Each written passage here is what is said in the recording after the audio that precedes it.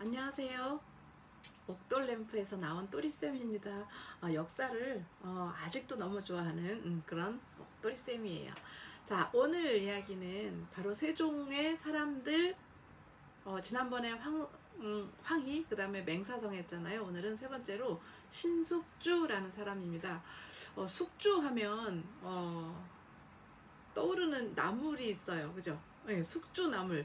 그 숙주나물의 어원이 되는 사람이기도 해요. 자, 오늘은 이 신숙주에 대해서 한번 얘기를 해볼까 합니다. 이 신숙주는요, 이제 고령 신씨고요. 나주에서 태어나셨어요. 그리고 58년을 살다가 가신 분이고, 이분은 영의정, 우의정, 좌의정 모두 역임을 한 사람이고 아주 뛰어난 천재 소리를 듣는 사람이에요. 그리고 언어학자고요. 그리고 우리나라 역사학자기도 하고, 그 다음에 일본학자, 그 다음에 일본의 역사를 또 관통하는 일본 사학자, 그리고 중국학자, 여진어까지 능통하고, 그러니까 이 언어에 능통하다 보니까 이 능력을 10분 발휘하고요.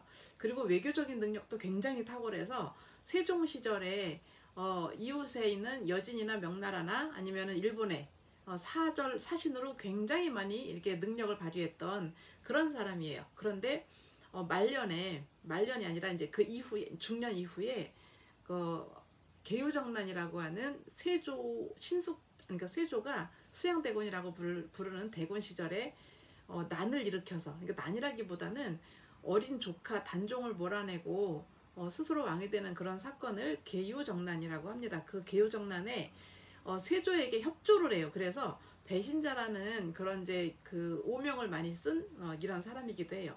그런데 원래부터 뭐 그렇게 배신자는 아니었을 거 아니에요. 그러니까 배신자라기보다 뜻을 좀 달리 한 거죠. 그런데 이 신숙주는 굉장히 그 책벌레라 너무너무 책을 좋아해요. 그래서 이제 세종대왕이 업적이 굉장히 많잖아요. 그 업적 중에 하나가 집현전이라고 하는 그런 학문을 연구하는 기관을 만든 거예요. 그런데 책을 계속 너무 많이 읽고 싶으니까 스스로 자청해서 거의 그냥 자주자주 그 집현전에 숙직을 서겠다고 그냥 자원을 하는 거예요. 그래서 밤새 책을 읽고 싶은 거죠. 그래서 이제 전설로 내려오는 일화도 하나 있는데 세종대왕도 책벌레예요. 그래서 왜 그 어렸을 때 왕자 시절에 책을 너무 많이 읽어서 이제 눈병이 나니까 아버지가 그 세자 방에, 그러니까 그 왕자 방에 있는 그 책을 모두 없애버려라. 그래서 이제 신하들이 와가지고 이제 그 다 책을 막 없애려고 하니까 그냥 이렇게 두고 볼 수 없잖아요. 그러니까 두고 볼 수밖에 없죠. 아버지가 명령을 왕이 했으니. 그런데 나중에 뭐 병풍 뒤에 이렇게 떨어져 있었던 책을 책 가져가는 사람들이 이제 발견을 못해서 그거 하나 남은 걸 가지고 뭐 10,000번을 넘게 읽었다라고 하는 책벌레예요. 세종도. 자, 그러니까 궁금한 거죠. 이제 집현전에 이 학자들이 얼마나 그 학자들이 공부를 열심히 하고 책을 많이 읽고 있나, 그리고 새벽까지 책을 읽고 있는 사람이 있을까 궁금했던 거죠. 얼마나 그 집현전을 아끼고 사랑했냐면 세종대왕이 업무를 보는 그런 편전에서 집현전이 설치되어 있는 그 수정전이라고 하는 그 건물을 공중으로 이렇게 복도를 설치를 해서 신발을 신지 않고 버선발로 그냥 이렇게 왔다 갔다 할 수 있는 복도, 그리고 지붕에 달려있고 벽체가 있는, 자, 그래서 비가 오나 눈이 오나 그냥 막 드나들 수 있는 그런 길을 만들기도 했었어요. 자, 그래서 세종대왕이 이제 새벽에 밤늦게 누가 있을까 막 궁금해하면서 왔죠. 왔더니 집현전에 불이 켜져 있는 거예요. 그러니까 어머, 설마, 그러면서 문을 열었더니 아니나 다를까 신숙주가 책을 읽다가 그냥 이렇게 엎드려서 이렇게 자고 있었다라는 거죠. 그 모습이 너무 이제 좀 이쁘고 흡족하여서 본인이 입고 있었던 그 용포를, 곤룡포라고 부르는 그 용포를 벗어서 이렇게 덮어주고 왔다라고 하는 이제 그런 일화가 있어요. 아침에 눈을 뜬 신숙주는 자기 몸 위에 용포가 덮여 있으니 이게 얼마나 기절하고 놀랄 일이에요. 그래서 감격을 해서 뭐 평생 뭐 충성할 걸 다짐하면서 울었다라고 하는 이제 그런 일화가 있는데, 사실 그 역사학자들이 이렇게 말할 때는 그거는 그냥 전설일 뿐이다라고 해요. 이 용포는 왕만 만질 수 있는, 왕만 입는 옷이라서 누가 함부로 이렇게 손을 댈 수도 없잖아요. 그죠? 왕이 옷을 벗어서 덮어준 것은 권력을 넘겨준다라고 하는 그런 뜻도 되는 거죠. 그래서 사실 이것은 비록 그 신숙주가 의도하지 않았더라도 처형감이에요. 그래서 뭐 어떤 사람들은 아마도 왕이 아끼는 가죽옷을 덮어줬을 것이다, 막 이런 말을 하기도 해요. 어쨌든 이렇게 세종의 온갖 총애를 다 받았던 거죠. 거기다가 외교의 수완이 좀 좋다고 했잖아요. 그래서 그 당시에 말썽을 너무너무 피우고 정말 골치를 썩히던 그 일본 왜구들, 그러니까 왜구들 때문에, 그리고 일본도 섬나라다 보니까 식량이 늘 부족하고 문화적으로도 굉장히 수준이 낮아요. 그래서 조선한테 굉장히 많이 의존을 하고 뭔가를 달라고, 불경이라던가 뭐 하여튼 책이라던가 이런 문물을 달라고 굉장히 떼를 많이 써요. 막 안 주면은 온갖 핑계를 대고, 그리고 뭐 그 심지어 일본에서 왔다라고 하면 또 왔니? 이제 이런 소리를 들으니까, 너 지난번에 줬잖아, 이런 말을 들으니까 없는 나라를 만들어서 그 나라의 왕이 보냈다라고 막 이렇게 속이기도 하고 막 이런 일이 빈번해요. 그러면서도 왜구들이 자꾸 침입을 하고 하니까 골치가 너무 아픈 거죠. 그래서 이제 일본에 이렇게 사절단을 보내서 달래기도 하고 한번 또 위협도 하기도 하고 막 이렇게 일을 해야 되는데, 이것도 요령껏 굉장히 좀 정교하게 잘해야 되는 거죠. 그럴 때마다 신숙주가 투입이 되는 거예요. 자, 근데 갔다 오는 길이 바닷길이라 쉽지는 않아요. 그래서 풍랑을 좀 만나기도 하는데, 어느 날은 이제 그러니까 이 신숙주의 대범함을 또 보여줄 수 있는 일화가 있어요. 전설이.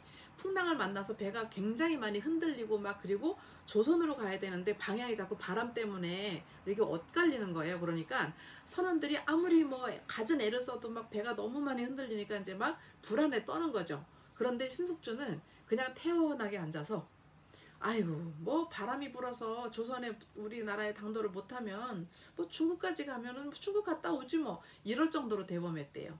자, 그리고 사람의 또 마음결도 또 따뜻해서 어느 날은 이제 어느 때에는 배에, 그 일본에 갔다 오는 배에 여인이 이제 같이 이렇게 이제 타고 왔대요. 그런데 그 여인이 외인의 아이를 임신하고 있었던 거죠. 그런데 풍랑이 갑자기 너무 심해지니까 선원들이 이 외인의 그 아이를 임신한 여자가 탔기 때문에 부정을 타서 그렇다. 그러니까 이 아이와 함께, 그러니까 임신을 한 그 여인을 바다에 던져서 제물로 삼으면 바다가 좀 잠잠해지지 않을까, 이런 원시적인 굉장히 뒤떨어진 그런 생각을 그 당시에는 너무 이제 공포스러우니까 이제 그런 것도 이제 하자고 했던 거죠. 그랬더니 신숙주가 어찌 남의 그 생명을 없애서 우리의 삶을 구하려 하느냐, 그것은 온당치가 않다, 그러면서 반대를 했대요. 그래서 끝까지 이 여인의 목숨을 이렇게 살렸다라고 하는 그런 또 마음결도 있네요. 자, 그런데 이 여인의 그 생명을 구한 일은 전설이 아니라 실제로 세종대왕의 그 세종실록에 신숙주 졸기, 그러니까 신숙주에 관련된 이야기에 실제로 나오는 일이라서 아마 진짜 있지 않았을까, 이제 이런 생각을 해요.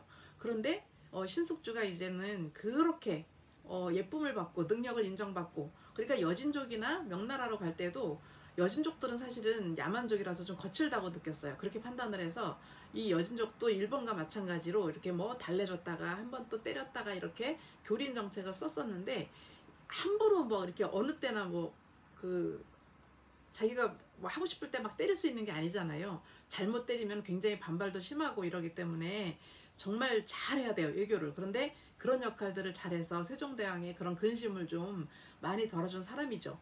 자, 그런데 세종이 이제 그 돌아가실 때 유언으로 남겨요. 그러니까 임금의 그 유언은 고명이라고 해서 그 유언을 듣고, 그러니까 돌아가시기 직전에 듣는 사람들은 그것을 목숨을 버리더라도 지켜야 되는 게, 그게 맞는 도리예요. 그런데 세종이 그 유언 중에 하나로 단종을 부탁하고, 그 단종을 부탁하는 것은 어린 손자, 그러니까 아들 말고 손자를 부탁한다고 그 말을 이 집현전의 학사들한테 하고 돌아가신 거죠. 왜냐하면 세종대왕의 아들이었던 그 세자였던 문종은 너무 몸이 허약해서 세종도 돌아가시기 전까지 그 허약함을 걱정을 했던 거예요. 그러니까 내 아들은 왕위에 오래 있지 못하고 세상을 좀 떠날 것 같다. 이제 그러면 그 아들, 문종의 어린 아들이 왕위에 올라야 되는데, 그러면 너무 이제 왕이 어리면 사실 왜 그 왕을 둘러싸고 권력 다툼도 좀 심하게 되잖아요. 그러면 나라가 어지러울 테니 학사들이 그 집현전 학사들이 경륜도 많고 학덕도 높고 하니 이 사람들이 이 어린 아들을 좀, 그러니까 왕을 좀 보필을 해서 클 때까지 잘 좀 지켜달라 이런 유언을 하고 돌아가신 거예요. 그 사이에 신숙주가 있었죠. 굉장히 큰 비중을 차지했던 그런 신하잖아요. 그런데 13살 어린 단종이 이제 왕위에 오른 다음에 사실 그래서 고명대로 했어요. 그래서 뭐 그 황보인이라던가 아니면은 뭐 성산문이라던가 이제 이런 집현전 학사들이 신숙주와 더불어서 같이 왕을 보필을 하는데, 이것을 굉장히 못마땅하게 여겼던 사람이 바로 문종의 그 바로 밑에 동생, 그러니까 세종의 두 번째 아들이었던 수양대군인 거죠. 수양대군이 봤을 때는 이 나라가 왕의 나라인가 신하의 나라인가, 도대체 어린 왕을 둘러싸고 신하들이 무슨 짓을 하는 거야. 그러니까 신하들이 마치 나라를 이렇게 이끌어가는 것처럼 이렇게 보이는 거죠. 사실 그렇기도 하죠. 그 의도가 많이 반영이 되겠죠. 자, 그래서 그런 것을 못마땅하게 여겼기 때문에 이제 그 자기랑 뜻을 같이 하는 사람들을 모아서 개유정난이라는 걸 일으켜요. 그런데 단종이 왕위에 올랐을 때 집현전 학사들이 이 수양대군을 견제를 안 했겠냐고요. 제가 이제 그 세종의 사람들, 그 신하들 시리즈 중에 수양대군 세조에 대해서도 한번 말씀을 좀 드릴게요. 그래서 그 단종이 이제 왕위에 오르자마자 이 사실을 명나라에 고해서 인정을 받고 와야 돼요.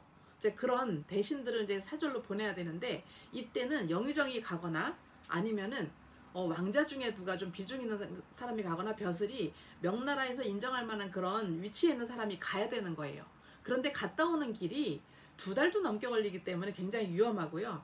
명나라는 조선을 굉장히 견제하는 나라이기 때문에 갔다가 억류돼서 못 돌아올 경우도 있어요. 그래서 위험한 거죠, 그 길이. 그런데 이때 수양대군한테 그 일이 떨어진 거예요. 사람들은 수양대군을 견제하느라고 보내는 거죠, 말하자면.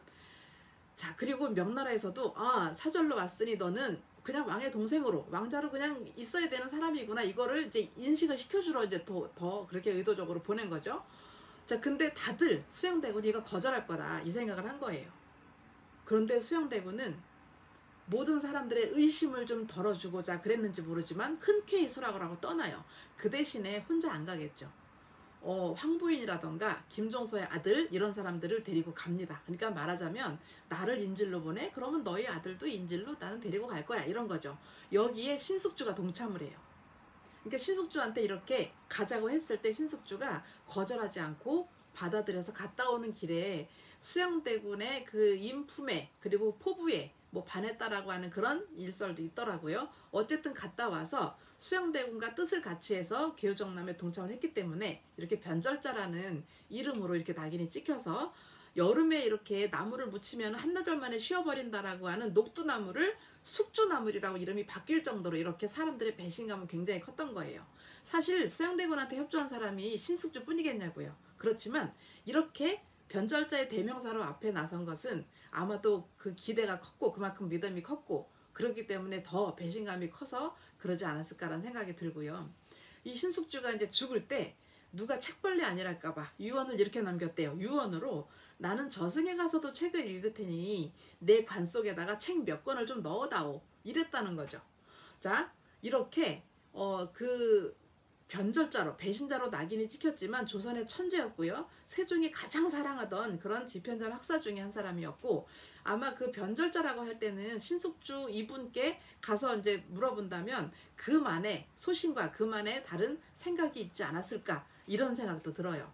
그러니까 그런 생각은 우리가 짐작만 좀 할 뿐이지만 사실은 어린왕을 둘러싸고 자꾸 이러다 보면 이웃나라 명나라라던가 뭐 여진이라던가 뭔가 이 틈을 타서 조선을 어떻게 좀 이렇게 흔들려고 하는 그런 그 위기가 좀 있지 않았을까라는 판단을 했을 수도 있지 않을까요, 그죠?